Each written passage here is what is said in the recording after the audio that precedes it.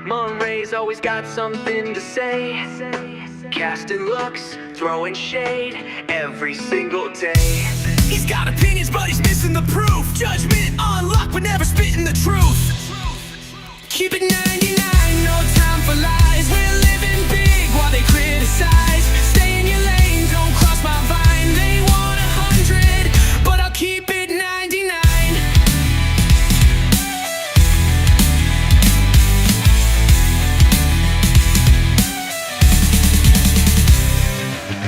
Maeve runs the game, she's the CEO, breaking barriers while hosting the show. She's got the power, got the name in lights, commanding the room, shutting down the fights. Keep it 99, no time for lies. We're living big while they criticize. Stay in your lane, don't cross my vine. They want 100, but I'll keep it 99. Monterey's always got so win to see. Goskin looks, throwing shade every single day. He's got opinions, but he's missing the proof. Judgment, fall, heckle. Keep it 99, no time for lies. We're living big while they criticize. Stay in your lane, don't cross my vine. They want 100, but I'll keep it 99. Unique, pulling up with the news and tea. Gossip on blast for the world to see. Spotting secrets like a hawk in flight. Dropping stories that'll keep us up all night. Monterey, fix the tone, you're too uptight. Zelmay's boss moves, always taking flight. Unico's got receipts, he's ready to share. Keep it 99, cause we're already rare.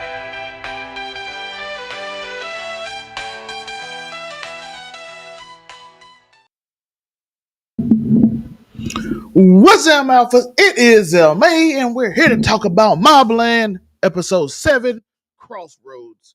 And before we get into this episode, how y'all feeling about this series? I like it.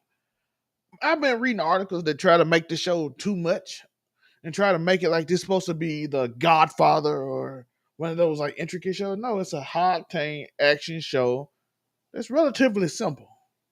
It has aspects that you wish could be expanded on in possible storyline that you wish they would do. But on his face, it's just about a guy who fixes a family's problem full of crazy people. Maeve, Conrad, Eddie. Kevin's the only kind of normal person, but he has his own drama right now, but he's probably normal. Brandon is, I don't know what Brandon is now, chopped up. Serafina survived. So I don't know what that is. But this guy, and while he's going through his own family problems, if you don't look at it as because I don't see this show as just a mob show. I feel like it's a show about a dude who fixes the mob's problem. And it's Harry. Like, Harry's the main character. These crazy psychopath old people have gotten out of their mind and they're trying to start a gang war over no reason because respect. And we used to be like this back in the day, and now they're trying to relive it and causing this man problems. And now he has to deal with his family and his daughter Gina loving a druggy bad boy in Eddie now, apparently. So there's a lot more drama he has to go through. Now he has a favor that he has to deal with Kat, and we don't know nothing about Kat. She just got introduced. Like, it all links to Eddie. Harry. If you look at this show as Harry's show and not a mob show, it's a very good show. If you look at it as a detailed mob show, it's all right. It's not like the best show. But if you look at it like Harry's story, it's very interesting to me. That's just my thoughts on the series. This is episode 7, so I did want to I never gave my full thoughts on the show. So I did want to give that. It's Harry's show to me. So, and Harry's show is very intriguing because you have Joanne with old girl who is working for the FBI. His daughter's chasing bad boys, and she kind of don't mess with him no more. So she worked hard on getting her psych degree, and which she's very smart, by the way. And then all the situation with your other family and Kevin, and they not trusting you, Maeve trying to get rid of you, even though you're the only reason people survive. Even though technically I don't know if Brandon. I don't think Brandon survived. I'm pretty sure he went in the shop by the time, and he's probably not here with us anymore. So that's probably gonna lead her to hate him more because she said he could have saved him because she's irrational and she's crazy. But that's how I feel about the show, and that's like a little synopsis of how I felt even about this episode. I talk about Maeve every week, and her is getting kind of old, which I will agree with some of the articles I've been reading. Her character is getting because it doesn't have a synced thing. It's just like she's just senile and crazy and vengeful. Like she tried to get like I want to know what's her deal. Is she trying to ruin Conrad's company? She already got rid of old boy who would have been the link to the Mexican cartel, which gathered his son. He would have been able to talk him out of it, but she got rid of him. Now she tried to make a deal and snitch what it was to a man who probably thinks she was really the one and that Conrad is just doing it to protect her. Which, by the way, I saw that theory in the comments last week. Shout out to you. That is a possibility. And it wasn't Conrad. He was just trying to protect his wife. But, like I said, Ritchie saw the argument with his wife before. So why would he trust you in that situation? He probably even told the man to go after Brandon first. Just to hit back at you. Other weird thing is, why did Ritchie not tell Conrad that Maeve told where it was? Did the mob have like a snitch? That's not even snitching, right? Because they had the phone call, and he was like, Maeve, I used to respect you, blah, blah, blah. But the whole time, I'm sitting there wondering, why don't you just tell Conrad that Maeve gave the location? Like, if my goal as Ritchie is to get vengeance, destroying your family would be the first line of vengeance that I would do. Your wife snitched and tried to get your daughter ended. And to protect your son, she gave the location. They wouldn't even be in this situation. Harry could have got them out by now if you didn't give that location. I'm ruining your whole family. I'm ruining your life. Ritchie, to me, like I said, Ritchie didn't do anything wrong. The problem is, if you're vengeful, be vengeful. I did have a problem with that in this episode. Listen, I'm cutting your son up just like my son got cut up. And I'm ruining your family by telling you that your wife is literally setting you up at every occasion, calling me randomly. To this, we got this scene where she's gaslighting my man into believing that somehow, he said, show me the text. She was like, I will show you this text. But if I do, I know you don't have faith in me. You shouldn't have faith in her. What are we talking about? No, you should not have faith in Maeve. She is the reason they got caught.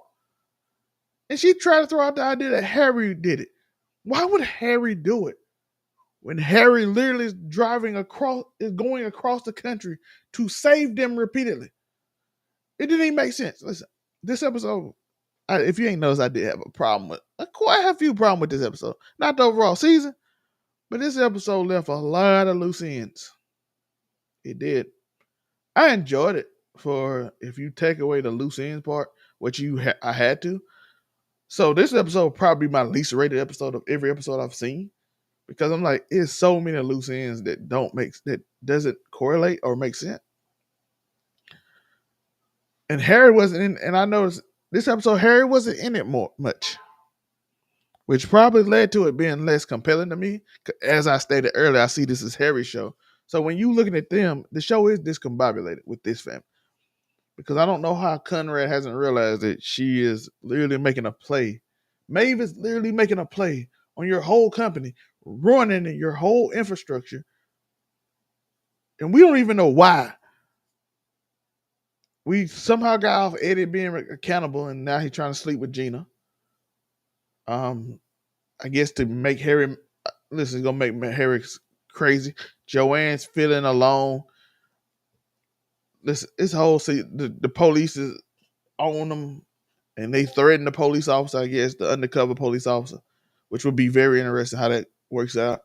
And we only got, 3 more episodes? So they have a lot of loose ends with the family, with this family, to cover up in 3 weeks to understand. And I don't think some of them, like why Richie didn't tell Conrad in this episode that Maeve betrayed him, because like it wasn't even like unsolicited text from a random number. She called him directly. Like if I'm gonna let it go, but if you cut up my son and blow up my wife, I'm ruining your family. This woman called me. The only reason I have your kids is because that bitch right there, right beside you, that one. Then they just throw insults. And then we had the guy come from the cartel guy who was like, I won't make a deal with Richie. I won't make a deal with Conrad because he called my father this in public 30 years ago. I'm like, bro, you was 10. I get honor and all that, which would make it harder and you would have to make more. But sir, the deal ain't, I'm pretty sure double the pay you get would even out feelings from something that happened 30 years ago. Especially if it's a lot of money, because this is a big deal. You're bringing him into a war. But that's basically what this episode was about. It was about Serafina and Brandon getting kidnapped and having this whole scenario of the war starting. It's a slow build to the war. The episode was, I'm gonna be honest, this wasn't a good episode. It was alright. It was alright. It set up some interesting people, like who's Cat and what's this deal that she been trying to get Harry on for the longest. Is Harry leaving the family? How is he gonna fix his family? So it left open-ended things to work out, but it also had a lot of nonsense and just filler. This was a filler episode, but I didn't mind it. It wasn't awful. It was just a lot of loose ends, a lot of stuff I realized I'm probably not gonna get answers to because they just made it happen. But it was an okay episode. It was watchable. It was only 40 minutes. I did like the fight scene with Harry. Harry, like I said, Tom Hardy carrying this show heavy. Last week, Conrad showed a lot of moxie, a lot of character. This week he didn't. Said he looks again like he did like in episode 2 or 3, where he looks like an old fool. I don't want to say it like that, but you know what I mean. Like, he getting played by his woman again, emotionally. And Maeve, who used to look like a mastermind, now looks like a person who just does things. They even like hinted at the Queen's Gambit last episode. They hinted at the Queen's Gambit. And like, oh, she got a plan because she know Richie from back in the day. And it gonna work out because they might have slept together. It might be somebody's son or something. Who know Brandon might really be his son. Who knows what the problem is? You know what I'm saying? It could be anything. No, it turned out it wasn't nothing. She did something really stupid and didn't make sense. And as I saw in the comments, she probably didn't. And Conrad, like, I've been wanting to go to war anyway. I'm old and see now too. So again, it's strange because you would think these people are geniuses, but they seem like I'm like, that was dumb. But it might be something to it. And then the next episode, you'll be like, no, it wasn't. I enjoyed it. Though. But it did leave me a lot of questions. This was like the worst episode of all of them, but it wasn't, to me, it wasn't, like I said, it wasn't overly disgusting. It's just a little disappointing in that I know some loose ends just gonna be weird. Like, it don't matter if Richie tells Conrad later on that Maeve set him up, because this was the perfect time to do it while he's getting cut up. Like, if you want to ruin a family, if I cut up your son, I'm gonna tell you how it happened. I'm not gonna tell you after. It's not as important. But while we doing it, oh, you catching this work. You getting this work. Yeah. Your son, your wife did it. This Maeve fault. You see this right here that's happening right now? She caused that. It wouldn't even happen like this if she didn't snitch. I wouldn't even know. Mic drop. But let me know, how did you like this episode? What are your thoughts? Was this the weakest episode to you? How do you feel about this season so far? Like I said, I like the season. This episode very much disappointed me.